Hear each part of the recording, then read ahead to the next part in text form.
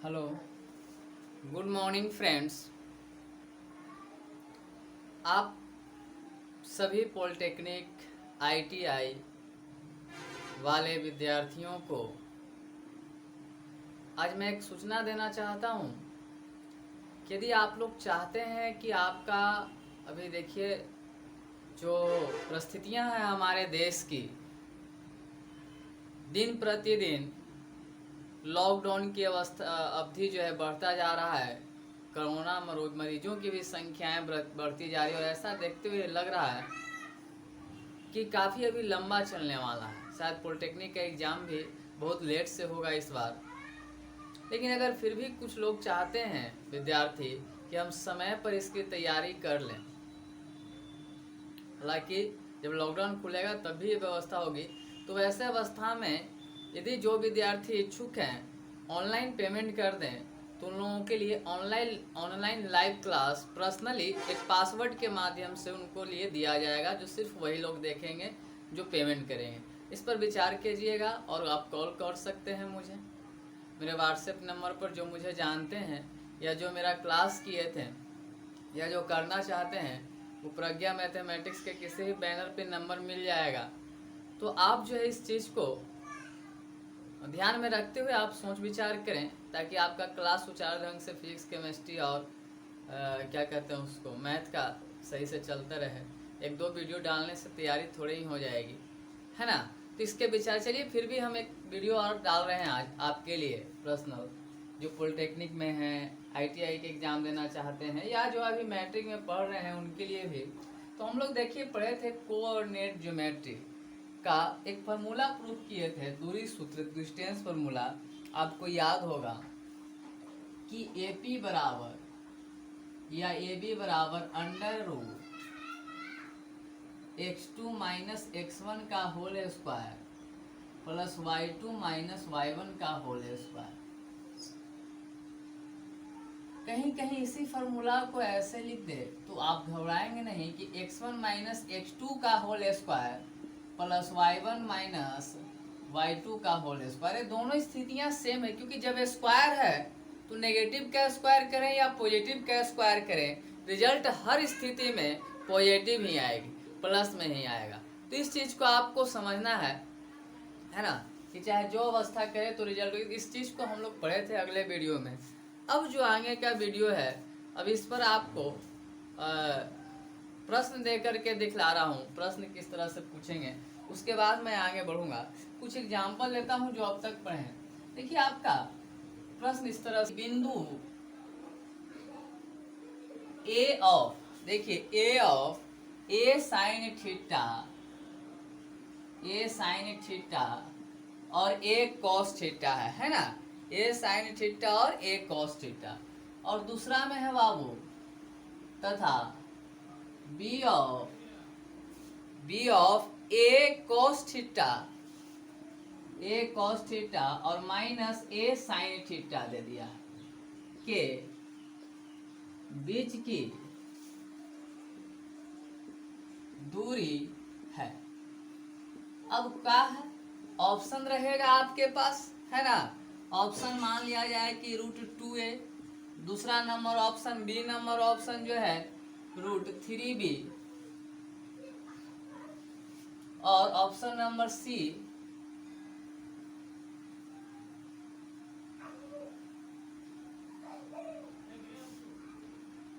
Option number C जो है इसमें अगर दे दे √2 और डी दे दे नन ऑफ दिस, इनमें से कोई नहीं, तो आप किस तरह से चुनेंगे। तो देखिए आप दूरी सूत्र पढ़े थे, चूंकि ए बी बराबर अंडर रूट क्या पढ़े हो बाबू, x2 माइनस x1 का whole square plus y2 minus y1 का होल स्क्वायर पढ़े हैं। अब यहाँ ध्यान दिया जाए, x2 का काम यही कर रहा है, आई है y2 और ये आपका x1 और ये आपका y1। आप किसी को भी x1 y1 मान सकते हैं, ऐसा नहीं है। इसको भी x1 y1 कर लेते, इसको x2 y2 कर लेते, रिजल्ट सेम आएगा, है ना। तो आइए यहाँ पर ध्यान दिया जाए, अगर इस अवस्था में हम देखें तो a cos theta minus x1, देखिए यहाँ पर क्या है, a sin थीटा का होल स्क्वायर हो जाएगा। और प्लस यहाँ पर देखिए ए कॉस थीटा और माइनस माइनस प्लस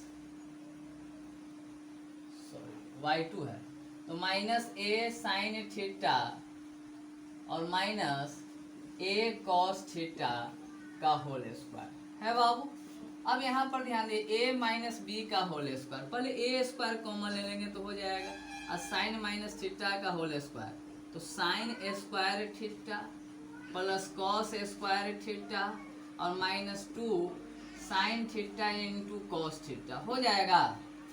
और प्लस यहाँ भी ए स्क्वायर कॉमन लेंगे तो माइनस में कॉमन लगाए तो प्लस हो जाएगा, आई दोनों प्लस में है तो sine square theta plus cos square theta और plus 2 sine theta into cos theta ये हो जाएगा। अब ए स्क्वायर यदि आप कॉमन ले लें, ए स्क्वायर कॉमन ले लें पूरा के लिए तो यहाँ अंदर देखिए क्या बच रहा है, sign square theta plus cos square theta minus 2 sine theta into cos theta plus sign square theta plus cos square theta plus 2 sine theta into cos theta. देखिए ये प्लस में ये माइनस में खत्म, साइन साइन 2 ये भी हो जाएगा 2, मतलब sign square theta plus cos square theta बराबर देखिए 1 यहाँ देखिए cos square theta plus sign square theta बराबर भी कितना 1 और ए का एक कितना 2 और इसका रूट निकलेगा बाबू तो 2a स्क्वायर बचेगा। इसका अगर वर्गमूल निकालें तो a√2 और a√2 यहाँ देखिए पहला ऑप्शन है, इसी को आप √2 इंटू ए लिख सकते हैं तो ऑप्शन नंबर फर्स्ट होगा। तो इस तरह का प्रश्न जो है आपका पॉलिटेक्निक या ITI के लिए पूछते हैं, क्लास 10th में भी ऐसे प्रश्न है तो उनके लिए भी ये फायदेमंद है। तो इस तरह से आप हल कर सकते हैं। अब जो है आप जो है डिस्टेंस फार्मूला थोड़ा सा देखें, सेक्शन फार्मूला विभाजन सूत्र देखें, है ना।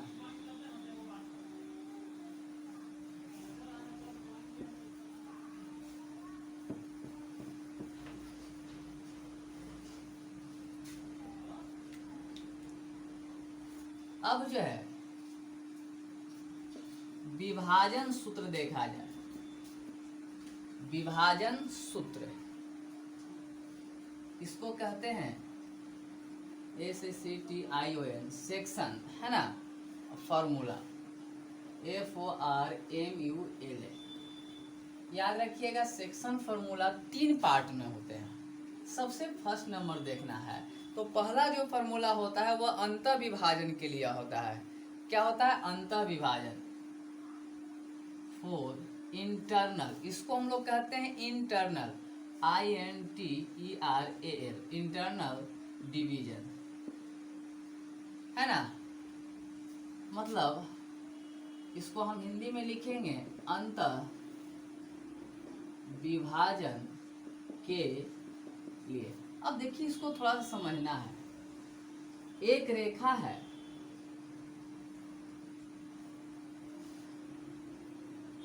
रेखा ही रह लेते हैं। एक रेखा है, इसका बिंदु ये है और ये बिंदु B है। इसका नियामक हम x1 और y1 मान लेते हैं और इसका x2 और y2 मान लेते हैं।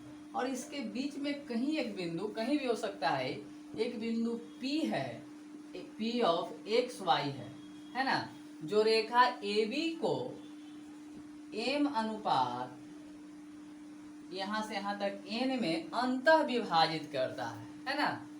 देखिए हम लिख सकते हैं कि बिंदु P of xy, A of x1 y1 और B ऑफ x2 y2 को m अनुपात n में अंतः विभाजित करता हो तो, अगर अंतः विभाजित करता हो तो P ऑफ xy के लिए, है ना, इस बिंदु के नियामक निकालने के लिए आपका फॉर्मूला हो जाता है। देखिए कैसे होता है, ये जो है इसके साथ आएगा और n जो है इसके साथ आएगा, मतलब mx2 प्लस nx1 अब बटा में m प्लस n, देखिए m x2 और प्लस n x1 वर्ग के x को x के साथ है और कॉमा m y2, m को फिर इसी y2 के साथ में और प्लस n y1 और y में m प्लस n, यह अंतः विभाजन सूत्र हो गया। ठीक है बाबू, तो ये इस तरह से जो है ना हम लोग ध्यान देना है ना कि n का गुना x2 और y2 के साथ और n का गुना किसके साथ, x1 और y1 के साथ। देखिए उसी से मैं और नीचे में m प्लस n, इस तरह से आपका अंतर विभाजन होगा और इस तरह से आप फॉर्मूला जो है ज्ञात कर सकते हैं। इस पर एक एग्जाम्पल देख लिया जाए कि यदि p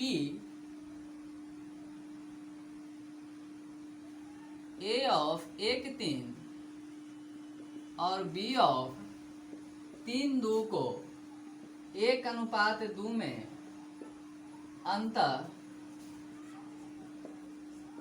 विभाजित करता है तो p का नियामक है। अब ऑप्शन आपके पास रहेंगे 4 को, तो हम तो बनाना जान लेना। तो p ऑफ xy बराबर क्या नियामक होगा, देखिए m x2, तो यही m है बाबू, ये एक जो है m है और e जो है n है, और यहाँ पर देखिए e x1 आई y1, आई हो गया x2 और e हो गया y2। तो क्या कह रहा है m और x2, तो m का काम कौन कर रहा है 1, तो 1 इंटू 3 प्लस n x1, तो n का काम कौन कर रहा है 2, तो 2 इंटू 1, यहाँ x1 का काम इतना कर रहा है।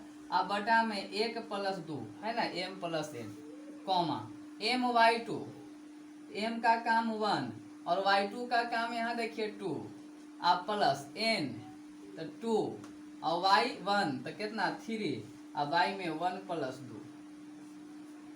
अब देखिए 3 इकाई 3 और 2 इकाई 2 और 3 और 2 5, अब बटा में 2 1 3, यहाँ देखा जाए 3 इकाई 2 इकाई 2 और 3 दूनी 6 6 2 8, अब बटा में 3 1 2 3, यही आपका नियामक हो गया।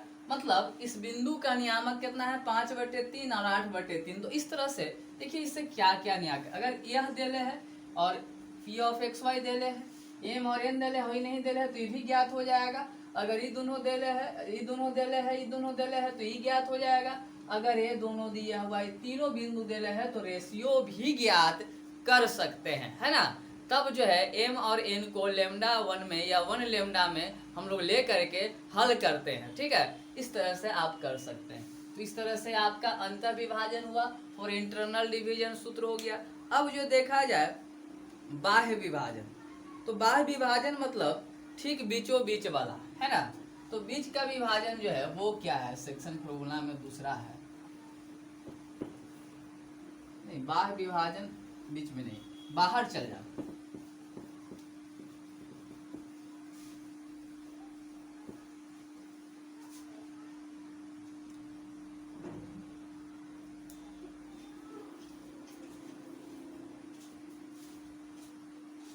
बाह्य विभाजन जो है हम लिख सकते हैं बाह्य विभाजन, इसको हम लोग कहते हैं एक्सटर्नल डिवीजन। ठीक है, EXTER है ना, NAL एक्सटर्नल डिवीजन।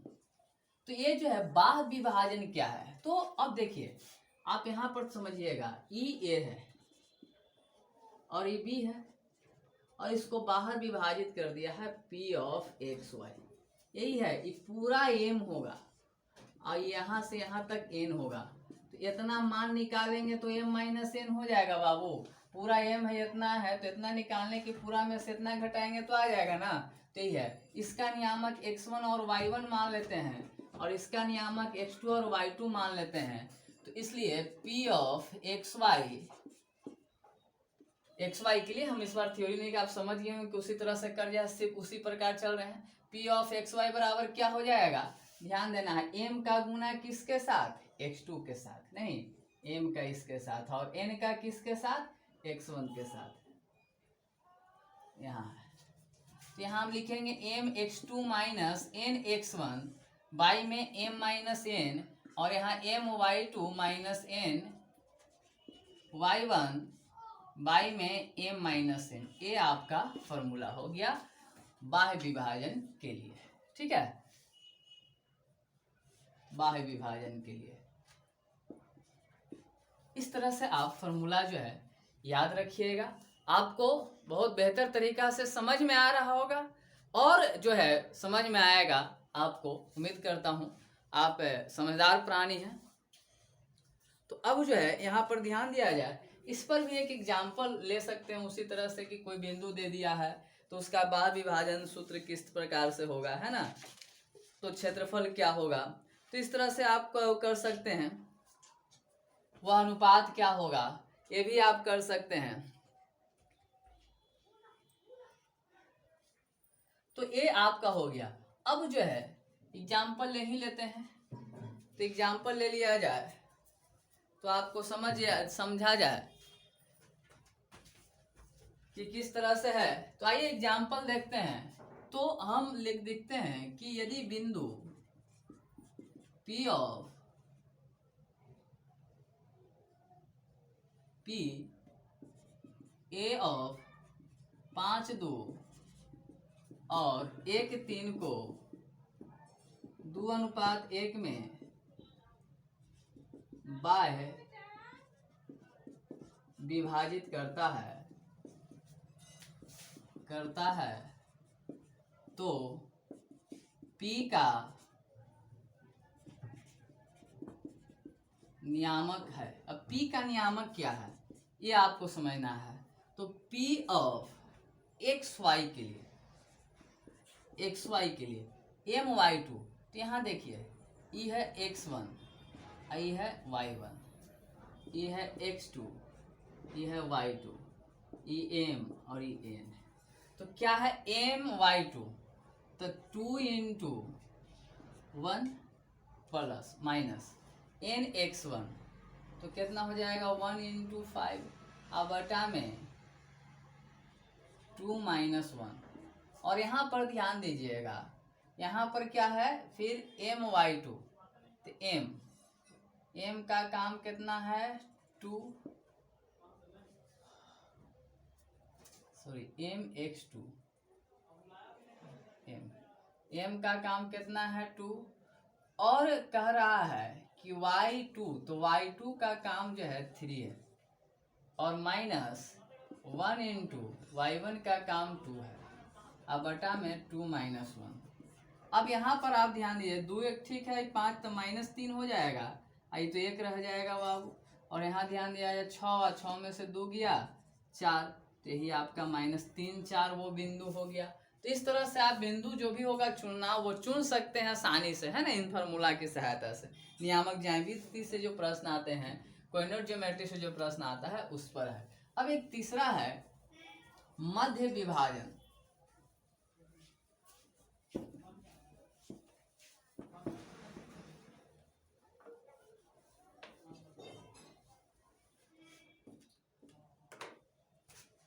अब जो तीसरा है वो आपका मध्य विभाजन है। मध्य विभाजन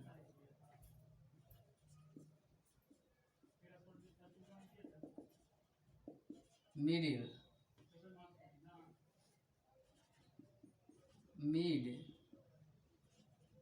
पॉइंट डिवीजन, है ना। मिड पॉइंट डिवीजन जो है इस पर आपको समझना है। तो मिड पॉइंट डिवीजन क्या है आपको समझ लेना है इस बात को, है ना, कि क्या होता है। तो मिड मतलब बीच वाला। अब यहाँ पर ध्यान दिया जाए, ये आपका A ऑफ X1 Y1 है, आइए आपका B ऑफ X2 Y2 है, और एक बिंदु ठीक बीच में है X1 XY। तो देखिए क्या है, ई M बराबर N है, मतलब जितना M है उतना ही है, आई N बराबर क्या है M है, दोनों बराबर है। तो M बराबर बीच मतलब क्या, M बराबर N हो जाना, और जब m बराबर n होगा तो p ऑफ एक्स वाई बराबर x1 प्लस x2 बाई 2 और y1 प्लस y2 बटे कितना 2। सीधा सा बात है। तो जब मध्य विभाजन होगा तो दोनों नियामक को आप जोड़ करके 2 से क्या दे देंगे, डिवाइड कर देंगे। बस आज के लिए इतना ही। इस टाइप पर जितना भी प्रॉब्लम आपकी किताब में है, आपके गाइड में है, आपके क्वेश्चन बैंक में है, जो भी आपके पास अवेलेबल है पॉलिटेक्निक ITI के लिए, उसको आप बना डालो और बाकी जो आज मैं बताया उस पर विचार कीजिएगा। आप घर रहें, सुरक्षित रहें और एंजॉय करते रहें। अपना गेस्ट पेपर जो भी है पढ़ते रहें। बाकी कोचिंग खुलेगी जब भी सरकार के आदेशानुसार, तब जो है क्लास फिर से पॉलिटेक्निक ITI का कंटिन्यूअस चलेंगे। ठीक है, धन्यवाद।